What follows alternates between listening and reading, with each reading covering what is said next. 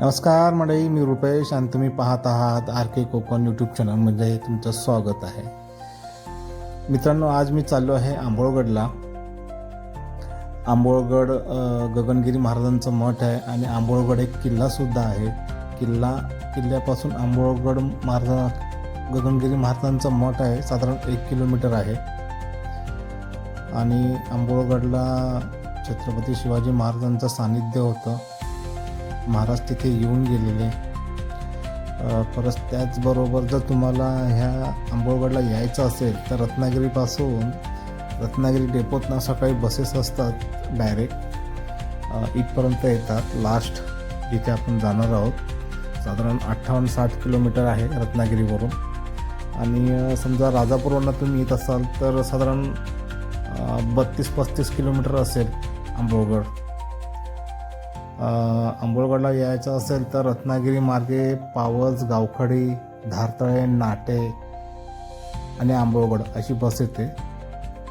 आणि राजापुरातनं आलात तर राजापूर, बारसू, परत त्याच्यानंतर धारतळे, नाटे आणि आंबोळगड अशी बस करते. बघा, आता आम्ही गगनगिरी महाराजांच्या मठामध्ये आलो. इथे महाराजांचं हे गगनगिरी महाराज आहेत. हा त्यांचा रिअल फोटो आहे. आम्ही महाराजांचं दर्शन घेतलं. दर्शन घेऊन बाजूलाच दत्त मंदिर आहे आणि निसर्ग पण छान आहे इथे. आम्ही मंदिरात गेलो. त्याचबरोबर महाराजांच्या पादुकांचं झुला ठेवला आहे. हा महाराजांचा फोटो आहे आणि पादुका आहेत.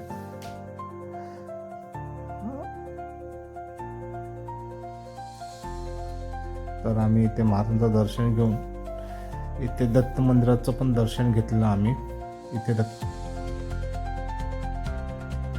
दत्तांची पण इथे मूर्ती आहे आतमध्ये. ही बघा, दत्तांची मूर्ती.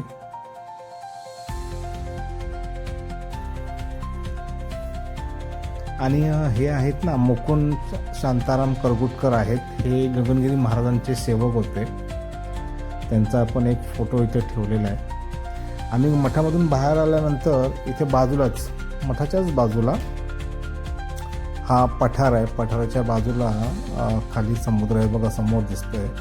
खूप छान व्ह्यू आहे. मित्रांनो, कधीतरी या इकडे, म्हणजे मन प्रसन्न होईल इथे आल्यानंतर. मठामध्ये महाराजांचं दर्शन घेतल्यानंतर तुम्ही आरामशीर अर्धा 1 तास तुम्ही आरामशीर इथे एन्जॉय करू शकता. फॅमिलीला घेऊन येऊ शकता, 4 व्हीलर घेऊन येऊ शकता, 2 व्हीलर घेऊन येऊ शकता. ही माझी 2 व्हीलर आहे. 2 व्हीलर एकदम लास्टपर्यंत आणली आहे. बघा, या पठाराच्या एकदम काठावर आलो आहे मी. हे समोर दिसतंय मठ आहे. आणि माझ्या पाठीमागे पण बघा एक बोट दिसते तुम्हाला. आणि म्हणजे नजारा एवढा सुंदर आहे ना की तुम्ही अर्धा 1 तास तुम्हाला इथून उठावंसंच वाटणार नाही. एकदम निळसर समुद्र आणि समुद्रापासून आपण उंचीवर आहोत. समुद्र खाली आहे आणि मस्त फेसाळ असा समुद्र आहे. छान वाटतं बघायला. आम्ही संध्याकाळचा गेलेलो इथे, तर सनसेट होत होतं इथे.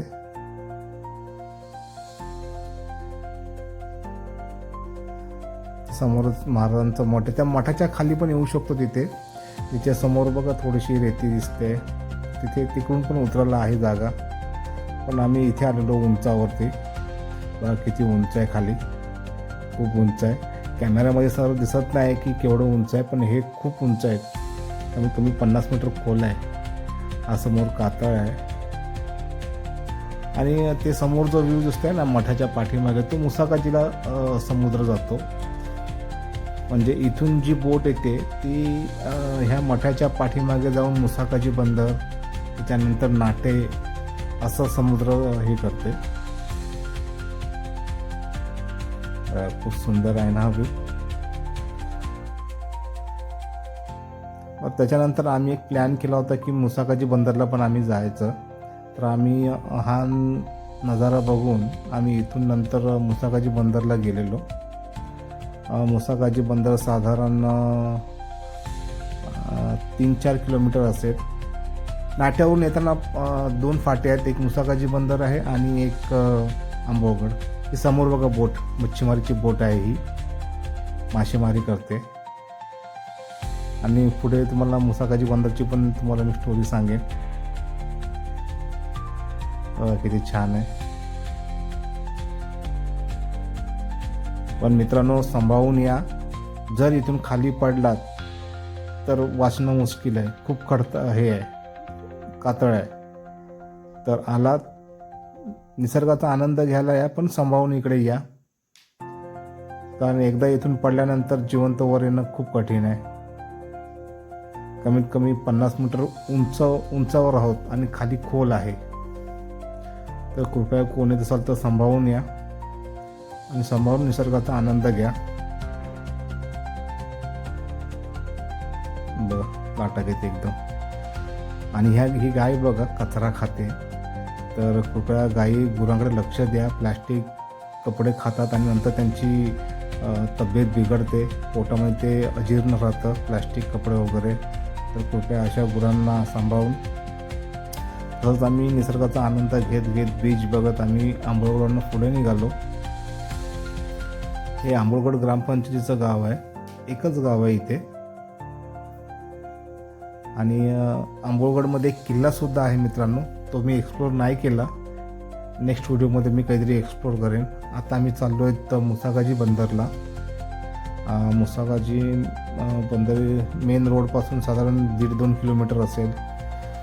हा बघा, आता आम्ही बंदरावरती आलो आहेत मित्रांनो. शिवकालीन इथे खूप मोठा व्यवहार चालला. जसं आपल्याकडे मुंबई पोर्ट कसं आहे तसं हा मुसाकाजी बंदर होतं. तर इथे त्या टायमाला दळणवळण इथूनच व्हायचं, मुसाकाजी बंदर म्हणून. आता मुसाकाजी बंदर कोणाला माहीतच नाही मुसाकाजी म्हणजे काय आहे हे. मुसाकाजी बंदर त्यावेळेचं सर्वात मोठं दळणवळणाचं क्षेत्र होतं. इथूनच सगळा व्यवहार चालायचा. आम्ही बंदरावर आलेलो आणि बंदरावर आमचं नशीब चांगलं होतं की इथे एक बोट आली होती मासेमारी करून. ती फक्त मासे काढून बर्फामध्ये टाकत होती. तर लकीली आम्हाला ताजे मासे इथून आम्ही घेतले विकत. बघा इकडचा नजारा पण छान आहे. आम्ही बोटीजवळ जातो बघा. बोटीजवळ आलो, मासे बघितलेले. बघा ही छोटीशी बोट आहे. ह्यांच्याकडे एक बांगडा होता, कांटा होते, परत दुसरं अजून काय नाही काय होते. पण आम्ही फक्त यांच्याकडे बांगडा आणि कांटेच घेतलेले. खूप स्वस्त दिले होते यांनी. मला कांटे वाटतं 400 रुपये किलोने दिले होते. तर मी 300 रुपयाची का 200 रुपयाची घेतली होती. आणि बांगडे घेतले होते 100 रुपयाचे. हे बघा, हे आत्ताच जाळ्यामधून मासे काढतायत ताजे. मी एक चक्कर मारून आलो पुढे. मी पण पहिल्यांदाच आलो इथे मुसाकाजी बंदरला. तर मित्रांनो, हा व्हिडिओ पूर्ण बघताय. हे बघा, बांगड्या आहेत आणि कांटा आहेत.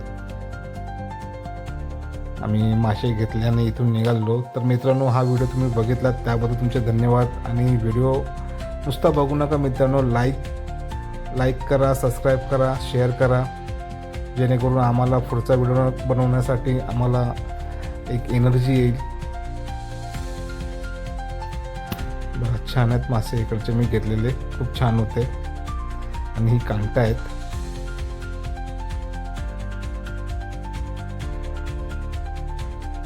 तर मित्रांनो, लाईक करा, शेअर करा, सबस्क्राईब करा. धन्यवाद.